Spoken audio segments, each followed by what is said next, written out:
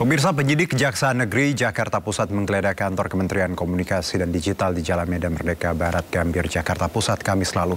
Penggeledahan terkait dugaan korupsi pengadaan pengelolaan Pusat Data Nasional Sementara tahun 2020 hingga 2024 saat masih bernama Kominfo.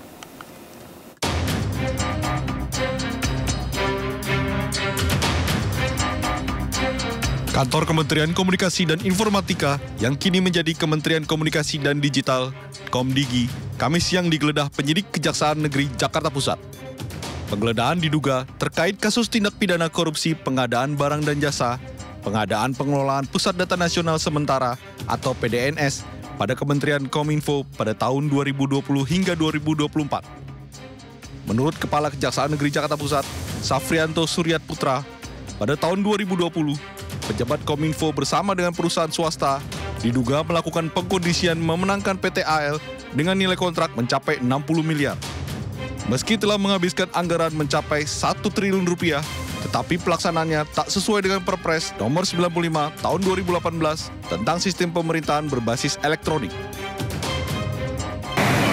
Komdigi dan beberapa tempat lainnya di Jakarta Pusat, Jakarta Selatan, Bogor, serta Tangerang Selatan terkait dengan penyidikan dugaan tindak pidana korupsi pada kegiatan pengadaan barang dan jasa, pengadaan data nasional sementara tahun 2020 sampai dengan 2024. Penyidik juga melakukan penggeledahan di sejumlah tempat lainnya di wilayah Jakarta Pusat, Jakarta Selatan, dan Bogor. Penyidik mencita beragam barang bukti mulai dari dokumen, uang tunai, pecahan rupiah dan dolar, mobil, tanah, bangunan serta barang bukti elektronik lainnya yang diduga berhubungan dengan tindak pidana korupsi Akwo. Dari Jakarta Pusat, Rani Sanjaya, iNews melaporkan. Sementara itu, Wakil Menteri Komunikasi dan Digital Republik Indonesia Nezar Patria membenarkan kantor Kementerian Komdigi digeledah Kejaksaan terkait dugaan kasus korupsi proyek Pusat Data Nasional Sementara 2020-2024. Meski demikian, Nezar mengaku tidak tahu menahu soal kasus tersebut meski ia sudah menjabat sebagai Wamen sejak 2023. Ya, kita serahkan aja ke proses hukum ya. Karena itu kan terkait dengan kasus BDNS dan itu follow up-nya. Jadi ya kita serahkan pada proses hukum. Pak, tapi ini kan terjadinya lokusnya itu kan terjadi saat Bapak sudah menjadi Wamen di yang sebelumnya itu ya Pak ya, di kabinet sebelumnya. Nah itu apakah Bapak sebelumnya tidak pernah tahun 2020 ke 2024. Nah itu kan masih bersinggungan gitu Pak sama zaman Bapak di kabinet sebelumnya. Apakah sebelumnya Bapak tidak pernah mencium ada korupsi gitu, ada itu kan berkelanjutan. Nanti dilihat aja di pemeriksaan. Korupsi pengadaan sistem pengelolaan Pusat Data Nasional Sementara yang tengah diselidiki Kejari Jakarta Pusat merugikan negara hampir 1 triliun rupiah.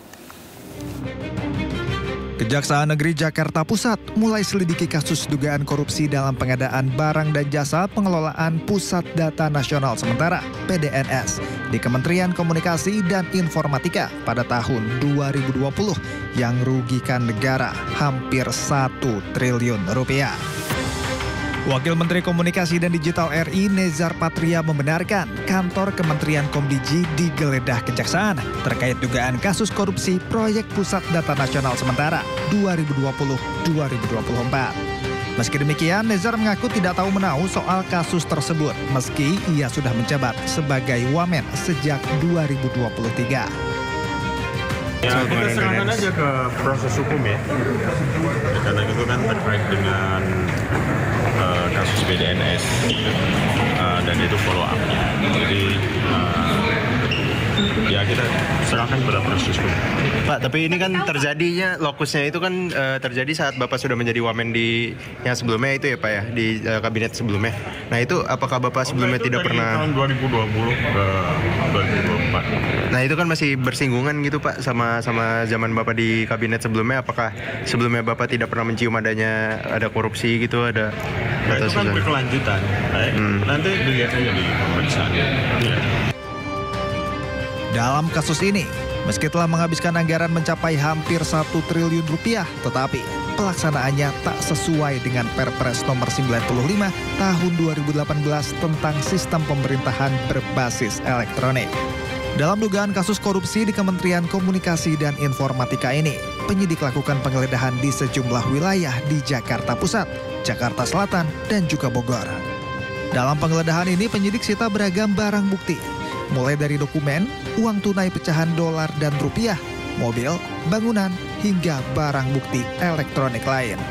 Dalam dugaan kasus korupsi ini, Kominfo melakukan pengadaan barang dan jasa PDNS senilai 958 miliar rupiah. Pada pelaksanaannya, Kominfo diduga melakukan pengkondisian pemenangan kontrak PDNS antara pejabat Kominfo dengan pihak swasta, yakni PT AL. Diduga akibat pengkondisian ini, Kominfo tidak memasukkan pertimbangan kelayakan dari Badan Siber dan Sandi Negara sebagai syarat penawaran. Hal inilah yang diduga menjadi sebab dari serangan ransomware pada 2024 lalu. Serangan ini akibatkan sejumlah layanan tidak layak pakai hingga bocornya data diri penduduk Indonesia. Sebelumnya pada tahun 2024, masyarakat Indonesia direpotkan dengan serangan ransomware yang menghambat sejumlah layanan. Sedikitnya 210 instansi terdampak dan gangguan paling parah dialami oleh pelayanan imigrasi Kementerian Hukum dan HAM. Sementara itu di Mandailing Natal, Sumatera Utara, proses pengajuan paspor di kantor imigrasi kelas 2 Sibolga terpaksa tertunda akibat gangguan server PDN. Ratusan warga yang sudah melakukan pengurusan paspor terpaksa kembali ke rumah lantaran paspor tak bisa dicetak. Tak hanya itu, gangguan PDN juga berimbas pada pelayanan imigrasi di Bandara Soekarno-Hatta. Selain layanan imigrasi, sejumlah sektor pelayanan publik lain yang terganggu, diantaranya layanan IKTP, BPJS Kesehatan, sistem perpajakan, layanan keimigrasian, pendidikan, layanan perbankan, dan keuangan.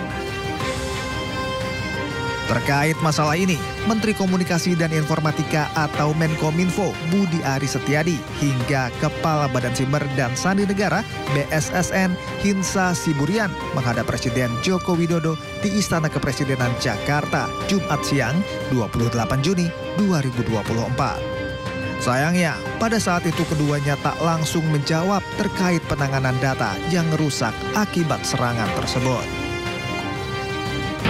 Ya tentu kan, ya seperti yang kemarin lah mungkin yang akan dibahas, tentunya pasti akan melakukan evaluasi. Pak, bagaimana sih Pak mengembalikan, maksudnya kan ini data-data sudah banyak yang dirusak, terus menanganinya seperti apa nanti Pak? Nah itu nanti tim teknis. Ya. Pak, kemarin pas rapat DPR kan Bapak kan sempat menyebut Bapak belum dapat pelakunya Pak. Ini kenapa sih Pak lama menangkap pelakunya? Ya. Pada Kamis 27 Juni 2024, Menkominfo Budi Aris Setiadi juga memenuhi panggilan Komisi 1 DPR RI. Pemanggilan dilakukan buntut insiden gangguan server Pusat Data Nasional atau PDN. Dalam pertemuan tersebut, Ketua Komisi 1 DPR RI Mutia Hafid mengkritik tidak adanya backup data yang menyebabkan sejumlah layanan publik mengalami gangguan akibat serangan ransomware pada PDN. Hal itu disampaikan Mutia merespon penjelasan Kepala BSSN Hinsa Siburian yang menyebut tidak adanya data cadangan merupakan masalah tata kelola di PDN. Maksudnya Pak, kalau nggak ada backup sih itu bukan tata kelola sih Pak. Siap. Kalau alasannya, ini kan kita nggak hitung Surabaya Batam backup kan, karena cuma 2% kan. Ya berarti itu bukan tata kelola. Itu kebodohan aja sih Pak. Iya.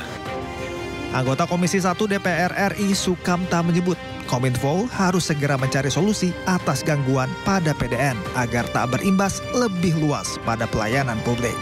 Hal tersebut disampaikan Sukamta dalam diskusi polemik Trijaya dengan tema Pusat Data Bocor, Siapa Teledor.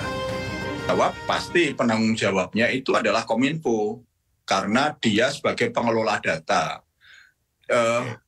Dua pihak swasta itu hanya menyediakan berangkas, menyediakan hardware-nya. Dalam kesempatan yang sama, Direktur Eksekutif SafeNet Nenden Sekar Arum mengaku tak terkejut dengan adanya gangguan pada PDN. Menurutnya, pemerintah memang kurang serius dalam mengelola data negara. Karena ya ini tuh pasti akan terjadi gitu ya, cepat atau lambat gitu ya, ketika pengelolaannya memang tidak dilakukan secara serius oleh pemerintah. Nenden juga meminta Kominfo, BSSN, dan pihak-pihak terkait untuk segera mencari solusi konkret dan berupaya melakukan pencegahan agar kejadian serupa tak terulang lagi ke depannya. Saat ini kan memang kita harus melihat apa yang bisa kita lakukan selanjutnya ke depan gitu untuk memastikan bahwa ini tidak terjadi gitu, agar publik sekali lagi tidak dirugikan. Gangguan server PDN pada 2024 lalu membuat geger satu Indonesia hingga disebut sebagai bencana nasional.